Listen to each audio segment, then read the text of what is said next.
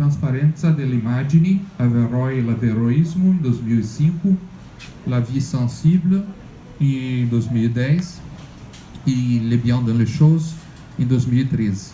E coeditou com George Agamben uma antologia sobre a figura dos anjos nos contextos cristão, judaico e islâmico. Então, eu vou fazer uma apresentação bem breve do livro, que foi um prazer imenso lê-lo na tradução excepcional, que está aqui. Vocês podem ver, é um livro belíssimo, né? Também da programação gráfica dele, A Vida das Plantas. E é um livro que me parece pode ser lido tanto, um pouco, à moda de um tratado filosófico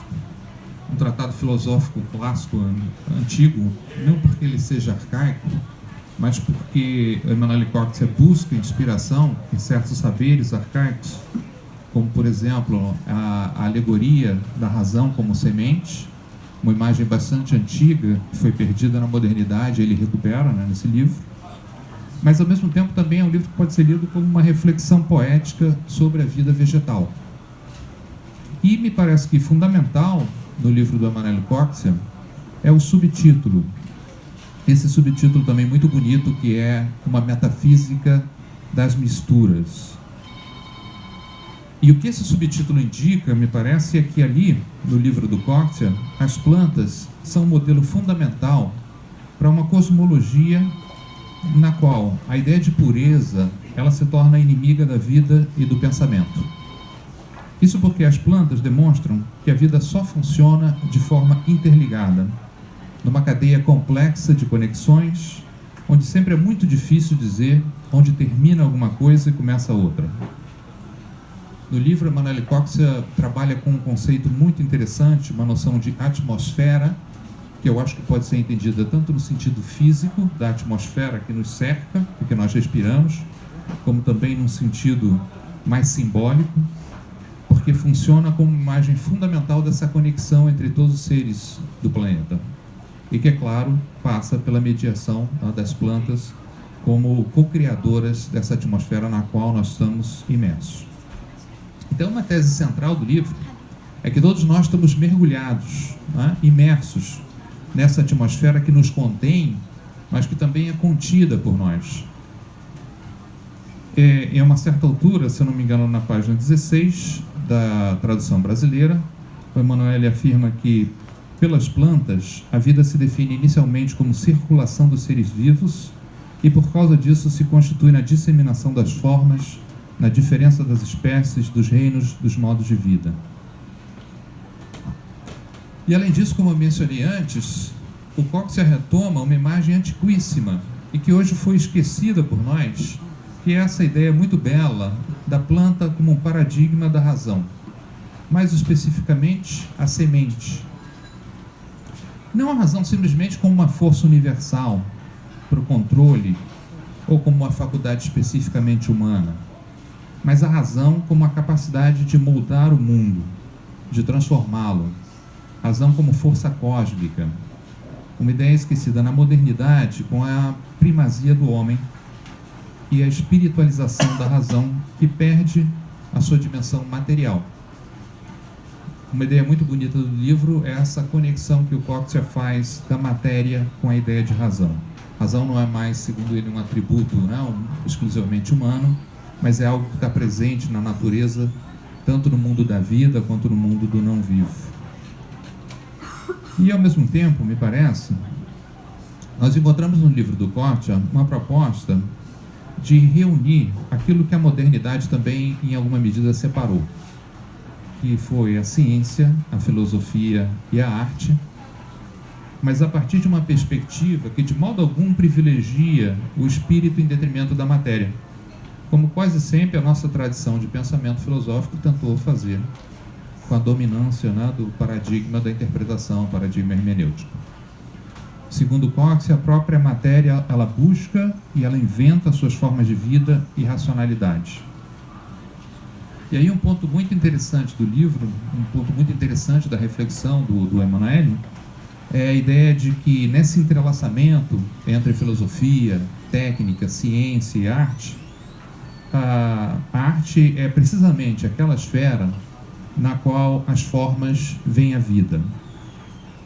Porque para o Coetzee, a vida é um processo de canibalismo recíproco. Uma das passagens mais fascinantes do livro, por exemplo, é que comenta a vida sexual das plantas, centrada na figura das flores. Em uma entrevista, o Coetzee chega a comentar que quando a gente dá uma planta para alguém, é como se estivesse mudando as pessoas órgãos sexuais. Porque as plantas são os órgãos sexuais, as flores são os órgãos sexuais das plantas. Para mim, essa reflexão é muito interessante, porque em vários momentos do livro do Coetzee, me parece, ele se aproxima também de um pensador que é muito caro a mim e que viveu muito tempo no Brasil, o tcheco Wilhelm Flusser. Até uma coisa que eu gostaria de ouvir, se o Emanuele conhece, já ouviu falar do Flusser, que é um pensador que também tem aparecido com muita intensidade contemporaneamente, até tem retornado na reflexão de vários autores importantes.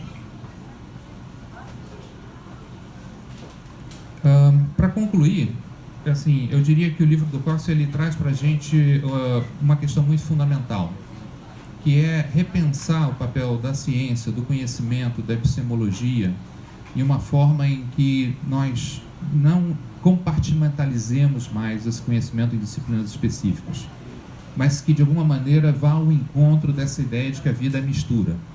Tudo está em tudo, né? Tudo está imerso em tudo. Então, principalmente para as ciências humanas, não faz sentido mais pensar o conhecimento, objetos do conhecimento, como entidades que estão separadas em campos específicos de saber. É interessante exatamente pensar essa metafísica da mistura como um dado da vida que vai efetivamente se refletir na maneira como nós conhecemos o mundo. Só é possível conhecer o mundo a partir dessa perspectiva integrada, né? Total, globalizante, digamos assim.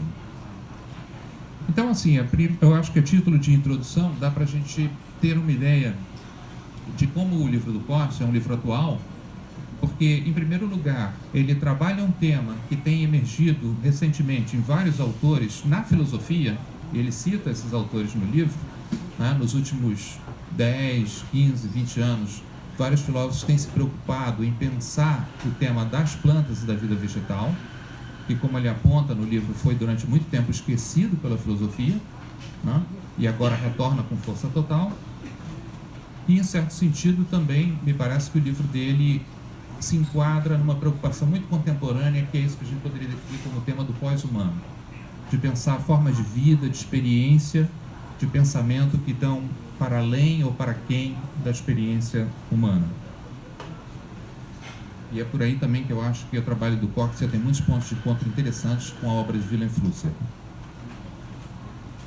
E nesse sentido, então, as plantas são para o Coetzee o símbolo, né, dessa proposta de uma ontologia, de uma metafísica da mistura, dessa ideia de que nós existimos numa espécie de mar.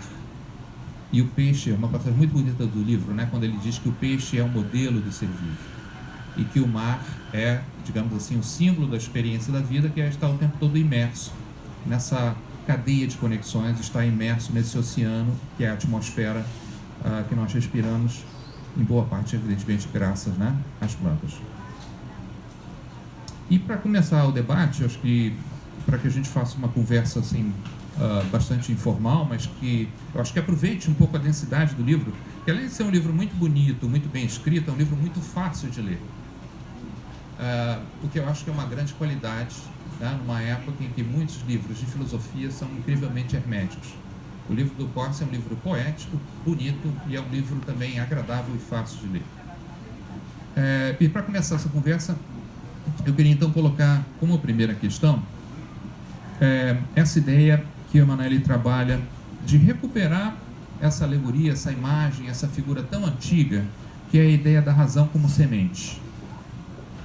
E me parece que é bem curioso que, muito recentemente, dois autores franceses, Pierre-Henri Tavoyot e François Tavoyot, recentemente publicaram uma obra que recupera a figura da abelha, a abelha como animal filosófico por excelência, e a colmeia como guardiã dos segredos da natureza e dos mistérios da cultura.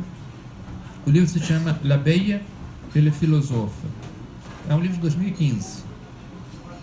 Bom, a gente sabe que a abelha é um agente fundamental da polinização.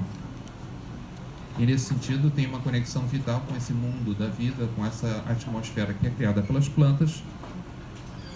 E agora muita gente sabe, né, que a abelha é um animal que está desaparecendo de uma forma assustadora e que cria um possível problema gigantesco para o nosso ecossistema.